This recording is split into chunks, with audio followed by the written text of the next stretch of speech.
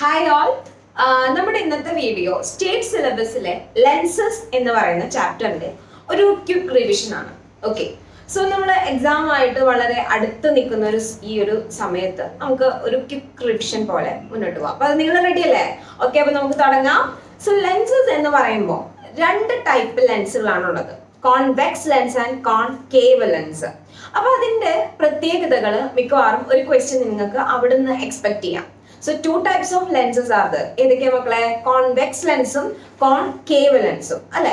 അപ്പൊ അതിന്റെ പ്രത്യേകതകൾ, കോൺകേവ് ലെൻസ് എങ്ങനെയാണ്, കോൺവെക്സ് ലെൻസ് എങ്ങനെയാണ് എന്നുള്ളത് നമുക്ക് അവിടെ എന്ത് വേണം, അവിടെ ഒരു ഡിസ്റ്റിങ്വിഷ് അല്ലെങ്കിൽ ഒരു കമ്പാരിസൺ അവിടെ ആവശ്യമുണ്ട്.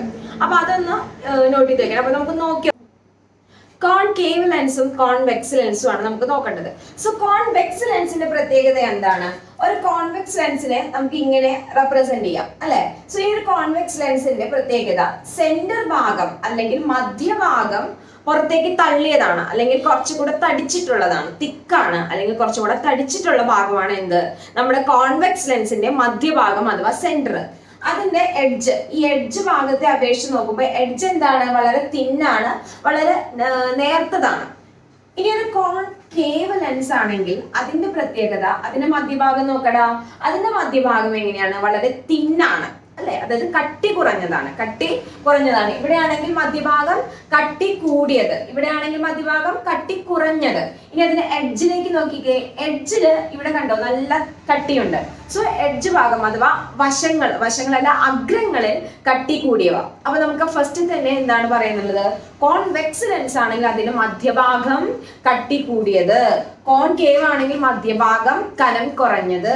ഇനി അതിന്റെ അഗ്രങ്ങൾ കനം കുറഞ്ഞതാണ് അല്ലെങ്കിൽ കട്ടി കുറഞ്ഞതാണ് എവിടെ, നമ്മുടെ കോൺവെക്സില്. കോൺകേവില് അഗ്രഭാഗം കട്ടി കൂടിയതാണ്.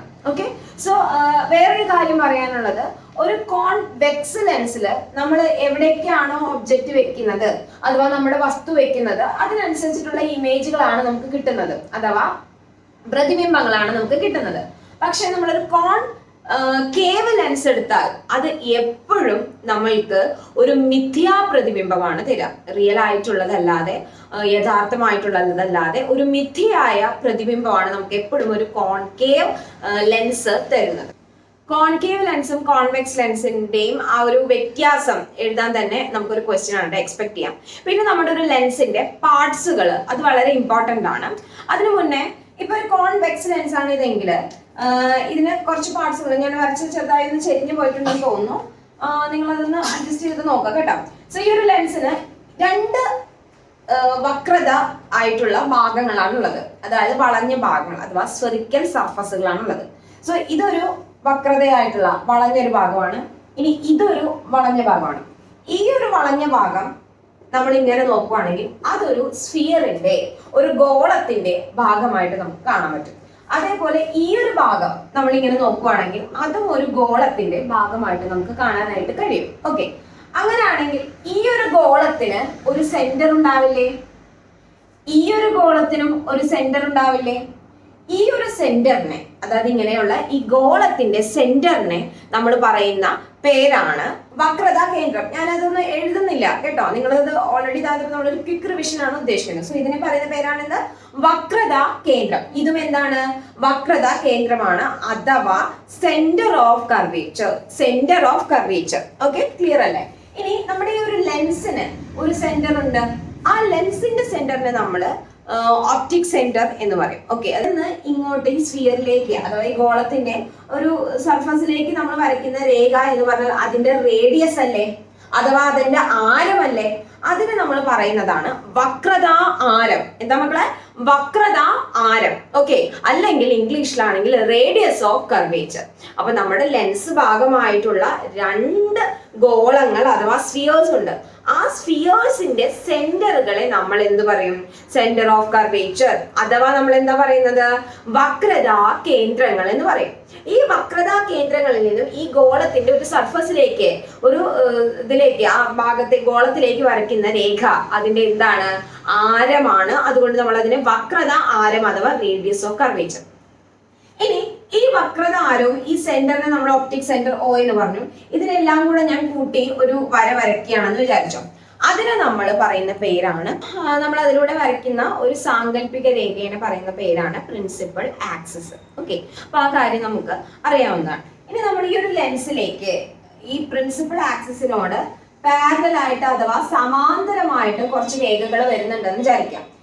സമാന്തരമായിട്ട് പറഞ്ഞാൽ എന്താ, തുല്യ അകലത്തിൽ ഇങ്ങനെ കണ്ടോ, ഈ രേഖകളൊന്നും കൂട്ടിമുട്ടാത്ത രേഖകൾ. അങ്ങനെ കൂട്ടിമുട്ടാത്ത രേഖകൾ ഇവിടെ വന്നിട്ട് തട്ടുവാണെങ്കിൽ നമുക്കറിയാം അവിടെ എന്ത് നടക്കും, അപവർത്തനം നടക്കും. എന്ത് നടക്കും? അപവർത്തനം നടക്കും, അഥവാ റിഫ്രാക്ഷൻ നടക്കും. ഈ റിഫ്രാക്ഷൻ നടന്നിട്ട് ഈ ലൈറ്റ് റേസ് എല്ലാതും കൂടെ, ഈ പ്രകാശകിരണങ്ങൾ എല്ലാതും കൂടെ എന്ത് ചെയ്യും, ഇതാ ഇപ്പൊ ഇവിടെ ഇങ്ങനെ അപവർത്തനം നടന്നു. ഇതിന്റെ താഴത്തും കൂടെയും കുറച്ച് പ്രകാശകിരണങ്ങൾ വരുന്നുണ്ടെന്ന് വിചാരിക്കാം. സോ ഇവരെല്ലാരും കൂടെ അപവർത്തനം, ആഫ്റ്റർ അപവർത്തനം അഥവാ ആഫ്റ്റർ റിഫ്രാക്ഷൻ എന്ത് ചെയ്തു, ഒരു പോയിന്റിൽ കോൺസെൻട്രേറ്റ് ചെയ്തു, ഒരു പോയിന്റിൽ കേന്ദ്രീകരിച്ചു. ആ ഒരു പോയിന്റിനെ നമ്മൾ പറയുന്ന പേരാണ് പ്രിൻസിപ്പൽ ഫോക്കസ് അഥവാ മുഖ്യ ഫോക്കസ്. ഓക്കെ, ക്ലിയർ ആണോ? അങ്ങനെയാണെങ്കിൽ ഇപ്പൊ ഇത് ഈ ഒരു വശത്തു കൂടെ മാത്രമല്ല ലൈറ്റ് കടത്തിവിടുക, ഈ ഒരു വശത്തു കൂടെ കടത്തിവിടും. ഈ വശത്തു കൂടെ ഇങ്ങനെ സമാന്തരമായി വരുന്ന രേഖകൾ റിഫ്രാക്ഷൻ കഴിഞ്ഞാൽ, അപവർത്തനം കഴിഞ്ഞാൽ ഇവിടെ ഒരു പോയിന്റിൽ ഫോക്കസ് ചെയ്തു എന്ന് വിചാരിക്കാം. അങ്ങനെയാണെങ്കിൽ അവിടെയും നമുക്ക് എന്ത് കിട്ടും, ഒരു മുഖ്യ ഫോക്കസ് കിട്ടും. സോ ഒരു കോൺവെക്സ് ലെൻസിന് രണ്ട് മുഖ്യ ഫോക്കസുകൾ ഉണ്ട്, രണ്ട് സൈഡിലും ഓരോ ഫോക്കസുകൾ ഉണ്ട്. ആൻഡ് അത് രണ്ട് എണ്ണമായിട്ടും ഉണ്ട്. ഓക്കെ, ഇനി വേറൊരു കാര്യം കൂടെ ഇവിടെ ശ്രദ്ധിക്കാനായിട്ടുള്ളത്, ഈ സെന്ററിൽ നിന്നും ഇപ്പൊ ഇവിടെ ഫോക്കസ് നമുക്ക് കിട്ടിയെന്ന് വിചാരിക്കാം. ഈ ഫോക്കസിലേക്കുള്ള ദൂരം ഉണ്ടല്ലോ, അതിനെ നമ്മൾ ഫോക്കൽ ലെങ്ത് അഥവാ ഫോക്കൽ ദൂരം എന്ന് നമ്മൾ പറയും. ഫോക്കൽ ലെങ്ത് അഥവാ ഫോക്കൽ ദൂരം സ്മോൾ ലെറ്റർ എഫ് കൊണ്ട് നമുക്ക് റെപ്രസെന്റ് ചെയ്യാം. ഇനി ഈ സെന്ററിൽ നിന്നും നമ്മുടെ ഈ റേഡിയസിലേക്കുള്ള ആരത്തിലേക്കുള്ളത്, അതാ ആരത്തിലേക്കുള്ള ഈ ആരവും ഈ ഫോക്കൽ ദൂരവും തമ്മിലൊരു റിലേഷൻ ഉണ്ട്. അതെന്താ, R = 2f ആണ്. R എന്ന് പറഞ്ഞാൽ എന്താണ്, റേഡിയസ് ഓഫ് കർവേച്ചർ അഥവാ വക്രത ആരം. ഈ വക്രത ആരം എന്ന് പറഞ്ഞാൽ നമ്മുടെ ഫോക്കൽ ദൂരത്തിന്റെ ഇരട്ടിയാണ്, ഫോക്കൽ ദൂരത്തിന്റെ ഇരട്ടിയാണ്. അപ്പൊ ഇതാണ് ഇവർ തമ്മിലുള്ള റിലേഷൻ. അപ്പൊ ഒരു എക്സാമ്പിൾ നമുക്ക് ഇവിടെ ഒരു ക്വസ്റ്റ്യൻ വേണമെങ്കിൽ പ്രതീക്ഷിക്കാം. ഫോക്കൽ ദൂരം 5 സെന്റിമീറ്റർ ഉള്ള കഴിഞ്ഞാൽ എന്താണ്, R = 2f ആണ്. സോ എന്താണ് R എന്ന് പറഞ്ഞാൽ വക്രത ആരം അഥവാ റേഡിയസ് ഓഫ് കർവേച്ചർ. ഈ റേഡിയസ് ഓഫ് കർവേച്ചർ എന്ന് പറഞ്ഞാൽ നമ്മുടെ ഫോക്കൽ ലെങ്ത്തിന്റെ അഥവാ ഫോക്കൽ ദൂരത്തിന്റെ ഇരട്ടിയാണ്. ഓക്കെ, സോ നമുക്ക് വക്രത ആരം കിട്ടണമെങ്കിൽ ഫോക്കൽ ദൂരത്തിന്റെ ഇരട്ടി എടുത്താൽ നമുക്ക് കിട്ടും. അതേപോലെ തന്നെ ഫോക്കൽ ദൂരമാണ് കണ്ടുപിടിക്കേണ്ടെങ്കിൽ എന്ത് വരും, R/2 ആണ്. ഓക്കെ, അപ്പൊ ഈ രണ്ട് കാര്യങ്ങളും ഒന്ന് നോട്ട് ചെയ്ത് വെക്കണം. R = 2f and f = R/2. ഇപ്പൊ ഒരു ക്വസ്റ്റ്യൻ തരുവാണ്, ഫോക്കൽ ദൂരം 5 സെന്റിമീറ്റർ ഉള്ള ഒരു കോൺവെക്സ് ലെൻസിന്റെ വക്രത ആരം കണ്ടുപിടിക്കാൻ പറഞ്ഞു. അതായത് R കണ്ടുപിടിക്കണം, നമുക്കറിയത്തില്ല. അപ്പൊ നമ്മൾ എന്ത് ചെയ്യും, R = എന്താടാ 2f അല്ലേ, നമുക്ക് 2 ഉണ്ട്, f ഇവിടെ തന്നിട്ടുണ്ട്, എത്രയാ മക്കളെ, 5. സോ എത്ര വന്നു, 10 സെന്റിമീറ്റർ ആണെന്ന് കിട്ടി. ഓക്കെ, അപ്പൊ അങ്ങനെ ഒരു ക്വസ്റ്റ്യൻ അവിടെ നിന്ന് എക്സ്പെക്ട് ചെയ്യാം. അല്ലെങ്കിൽ ഇങ്ങനെ ചോദിക്കാം, റേഡിയസ് ഓഫ് കർവേച്ചർ 15 സെന്റിമീറ്റർ വക്രത ആരമുള്ള 15 സെന്റിമീറ്റർ വക്രത ആരമുള്ള ഒരു കോൺവെക്സ് ലെൻസ് അല്ലെങ്കിൽ ഒരു കോൺകേവ്, ഇത് രണ്ടിനും ബാധകമാണ്. കോൺവെക്സ് ലെൻസ് അല്ലെങ്കിൽ കോൺവെക്സ് ലെൻസിന്റെ ഒരു ഫോക്കൽ ദൂരം ഒന്ന് കണ്ടുപിടിക്കാൻ പറഞ്ഞു. അതായത് നമുക്ക് റേഡിയസ് ഓഫ് കർവേച്ചർ തന്നിട്ടുണ്ട്, റേഡിയസ് ഓഫ് കർവേച്ചർ ആണ് ഇവിടെ തന്നിരിക്കുന്നത്, എഫ് ആണ് കണ്ടുപിടിക്കേണ്ടത്. അപ്പൊ എങ്ങനെ കണ്ടുപിടിക്കുക, F = R/2, അതായത് 15/2 ചെയ്താൽ മതി. 15ന്റെ പകുതി എത്രയാണ്, നമുക്ക് 7.5 സെന്റിമീറ്റർ.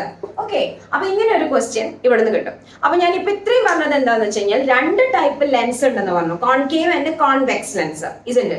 അപ്പൊ ഈ കോൺകേവ് കോൺവെക്സ് ലെൻസ് ആണെങ്കിൽ നമുക്ക് അതിന്റെ പ്രത്യേകതകൾ പറഞ്ഞു, അത് എങ്ങനെയാണുള്ളത് പറഞ്ഞു, അതിന്റെ ഓരോ പാർട്സുകൾ എന്താണെന്ന് റഫ് ആയിട്ട് പറഞ്ഞു, ഒരു റിലേഷൻ പറഞ്ഞു. ഇത്രയും ഭാഗത്ത് നിന്ന് എന്തൊക്കെ ക്വസ്റ്റ്യൻസ് വരാമെന്ന് നമുക്കൊന്ന് ഡിസ്കസ് ചെയ്ത് നോക്കാം. വളരെ സിമ്പിൾ ആയിട്ടുള്ള രണ്ട് ക്വസ്റ്റ്യൻസ് ഞാൻ ഇവിടെ എഴുതിയിട്ടുണ്ട്, നമുക്ക് നോക്കാം. ഓഡ് വൺ, ഒറ്റയാനെ കണ്ടെത്തുക. ഓഡ് വൺ ഔട്ട് അഥവാ ഒറ്റയാനെ കണ്ടെത്തുക. നോക്കാം അല്ലെ. സ്പെക്ടക്കിൾസ്, സ്പെക്ടക്കിൾസ് എന്ന് പറഞ്ഞു കഴിഞ്ഞാൽ നമ്മുടെ കണ്ണട.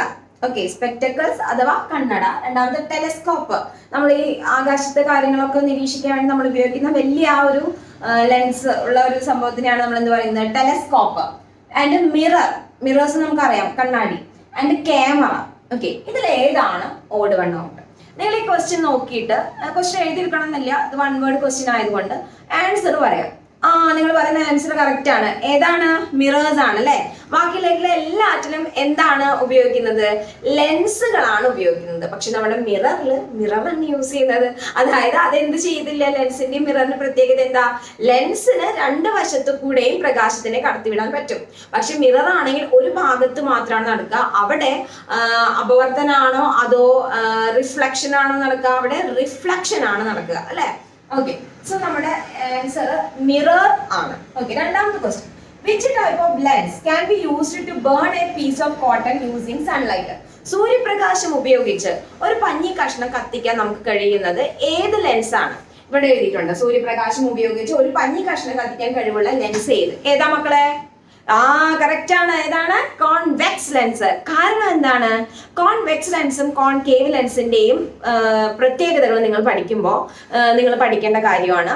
കോൺവെക്സ് ലെൻസ് അതിലേക്ക് വരുന്ന എല്ലാ പ്രകാശരശ്മികളെയും ഒരു പോയിന്റിലേക്ക് കോൺസെൻട്രേറ്റ് ചെയ്യുന്നു. പക്ഷെ കോൺകേവ് ലെൻസ് ആണെങ്കിലോ അതിലേക്ക് വരുന്ന രേഖകളെ പല ഡയറക്ഷനിലേക്ക് അത് എന്ത് ചെയ്യുന്നുണ്ട്? ഡീവിയേറ്റ് ചെയ്ത് വിടുകയാണ് ചെയ്യുക. പല ഡയറക്ഷനിലേക്ക്, പല ദിശയിലേക്ക് അത് വ്യതിചലിപ്പിച്ച് വിടുകയാണ് ചെയ്യുക. അപ്പൊ നമ്മൾ ഒരു കുട ശരിക്കും ഇങ്ങനെ പിടിക്കുകയെന്ന് വിചാരിച്ചു. ശരിക്കും ഒരു കുട പിടിക്കുമ്പോൾ അതിലേക്ക് വെള്ളത്തുള്ളികൾ വന്നു കഴിഞ്ഞാൽ എന്ത് ചെയ്യും? അതിങ്ങനെ പല പല ഭാഗത്തേക്ക് തെറിച്ച് പോയില്ലേ?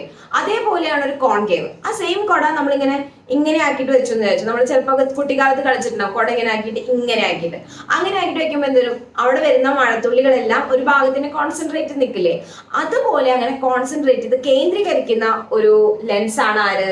Convex lens. അതിനെ കൺവേർജിങ് ലെൻസ്, അല്ലെങ്കിൽ അതൊരു ഭാഗത്തേക്ക് കേന്ദ്രീകരിക്കുന്ന പ്രകാശരശ്മികളെ ഒരു ഭാഗത്തേക്ക് കേന്ദ്രീകരിക്കുന്ന ലെൻസ് ആണ് ആര്? കോൺവെക്സ്.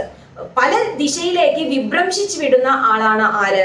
കോൺകേവ് അഥവാ ഡൈവേർജ് ചെയ്ത് വിടുന്ന ആളാണ് ആര്? കോൺകേവ്. ഓക്കെ, അപ്പൊ രണ്ട് ക്വസ്റ്റ്യൻ അടിപൊളിയായിട്ട് ആൻസർ കിട്ടിയില്ലേ? Okay, very good. അടുത്ത ഒരു എളുപ്പമുള്ള ഒരു ക്വസ്റ്റ്യൻ നമുക്ക് നോക്കിയേക്കാം. ഒപ്റ്റിക്കൽ ആക്സിസ് പാസിംഗ് ത്രൂ, അതായത് നമ്മുടെ ഇമാജിനറി ലൈൻ ഉണ്ടല്ലോ, അത് പാസ് ചെയ്യുന്ന അത് ഏതിലൂടെയൊക്കെയാണ്, ഏതൊക്കെ കണക്ട് ചെയ്തിട്ടുള്ളതാണെന്നാണ് options. Either C1 or C2, അതായത് C1ലൂടെയോ അല്ലെങ്കിൽ C2ലൂടെയോ. രണ്ടാമത്തെ എന്താ? C1 and C2 not through O, അതായത് എന്താണ്? C1ലൂടെയും C2ലൂടെയും മാത്രം, ഓയിലൂടെ അല്ല. ഓക്കെ, അപ്പൊ നമ്മളൊരു പുതിയ ക്വസ്റ്റ്യൻ ചെയ്യാം. വളരെ സിമ്പിൾ ആയിട്ടുള്ള ക്വസ്റ്റ്യൻ നമുക്ക് നോക്കി നോക്കാം. അപ്പൊ അതിലെന്താണ്? The optic axis passing through. Optic axis എന്ന് പറഞ്ഞു കഴിഞ്ഞാൽ നമ്മുടെ ഇമാജിനറി ലൈൻ പാസ് ചെയ്യുന്ന ഒരു ഇത് നമ്മൾ പറഞ്ഞില്ലേ, അതായത് ഒരു സാങ്കല്പിക രേഖ, ആ വക്രതാ കേന്ദ്രങ്ങളെ ഇതാക്കിയിട്ടുള്ളത്. ഓക്കെ, അപ്പൊ അതുമായിട്ട് ബന്ധപ്പെട്ട ഒരു ക്വസ്റ്റ്യൻ ആണ്. അത് ഏതിലൂടെയൊക്കെയാണ് കടന്നു പോകുന്നതെന്നാണ് ക്വസ്റ്റ്യൻ. അപ്പൊ എന്താണ്? എയ്തർ C1 or C2, ഒന്നല്ലെങ്കിൽ C1 കൂടെ അല്ലെങ്കിൽ C2. ഒരു ലെൻസ് വെച്ച് കഴിഞ്ഞാൽ ഇവിടെയും ഇവിടെയും രണ്ടിതുണ്ട്. അപ്പൊ ഇതിന്റെ സെന്റർ ആണ് C1, ഇതിന്റെ സെന്റർ ആണ് C2. ലെൻസ് ഉണ്ടെങ്കിൽ ഇവിടേക്ക് നമ്മൾ സ്ഫിയർ വരച്ചു, ഇവിടേക്ക് ഒരു ഗോളം വരച്ചു. അപ്പൊ ഈ ഗോളത്തിന്റെ സെന്റർ ആണ് C1, ഇതിനെ നമ്മൾ C2 ആയിട്ട് എടുത്തു. അല്ലെങ്കിൽ C1 കൂടെ അല്ലെങ്കിൽ C2ലൂടെ. ഓക്കെ, രണ്ടാമത്തെ എന്താ? C1 and C2 not through O. C1 കൂടെ C2 കൂടെ പോകുന്നുണ്ട്, ഓയിലൂടെ പോകുന്നില്ല. അതായത് ഇവിടുത്തെ ഈ സെന്ററിലത്തെ ഭാഗമാണ് ഒപ്റ്റിക് സെന്റർ, വക്രത ഇത്, അതിലേക്കൂടെ പോകുന്നില്ല. ഇവിടെ C1ലൂടെയും C2ലൂടെയും ഓയിലൂടെ അല്ല. മൂന്നാമത്തത് C1 O and C2. C1 കൂടെയും പോകുന്നുണ്ട്, ഓയിലൂടെയും പോകുന്നുണ്ട്, C2ലൂടെയും പോകുന്നുണ്ട്. C1 O C2 എന്നിവയിലൂടെ. ഏതാ ആൻസർ? വരച്ചപ്പോ തന്നെ നിങ്ങൾക്ക് കിട്ടി അല്ലെ? ഏതാണ് ആൻസർ? മൂന്നാമത്തെ ആണ് ആൻസർ.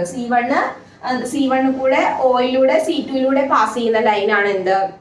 നമ്മളുടെ ആ ഒരു ഇമാജിനറി ലൈൻ ആയിട്ടുള്ള പ്രിൻസിപ്പൽ ആക്സിസ് അല്ലെങ്കിൽ ഒപ്റ്റിക്കൽ ആക്സിസ് എന്ന് പറയുന്നത്. ഓക്കെ, അകത്തുനിന്ന് എക്സ്പെക്ട് ചെയ്യാവുന്ന ക്വസ്റ്റ്യൻസ് എന്ന് പറഞ്ഞു കഴിഞ്ഞാൽ എന്താണ് പ്രിൻസിപ്പൽ ആക്സിസ്, എന്താണ് റേഡിയസ് ഓഫ് കർവേച്ചർ അഥവാ വക്രത കേന്ദ്രം, വക്രത ആരം, അങ്ങനെയുള്ള കാര്യങ്ങളൊക്കെ ചോദിച്ചിട്ട് അത് വരയ്ക്കാൻ വേണ്ടി ചോദിക്കാം. അങ്ങനെയൊക്കെയുള്ള ഒരു ക്വസ്റ്റ്യൻസ് നമുക്ക് ഈ ഭാഗത്ത് നിന്ന് എക്സ്പെക്ട് ചെയ്യാം. ഓക്കെ, സോ ഈ ഒരു ഇൻട്രൊഡക്ഷൻ ഭാഗം നമ്മൾ നോക്കി. ഇനി അടുത്തത് നമ്മൾ ലെൻസസ് ഫോർമുല, അതിന്റെ കാര്യങ്ങളാണ്. നമ്മൾ ഓൾറെഡി വേറെ ഇതില് ലൈറ്റിന്റെ ചാപ്റ്റർ വെച്ചിട്ട് നമ്മൾ ഡിസ്കസ് ചെയ്തിട്ടുണ്ട്, അതിൽ പറഞ്ഞിട്ടുണ്ട്. അപ്പൊ നമുക്ക് ഇത്രയും ക്വസ്റ്റ്യൻസ് ആണ് നമുക്ക് ഈ ഒരു ഭാഗത്ത് നിന്ന് നമ്മൾ ഡിസ്കസ് ചെയ്തത്.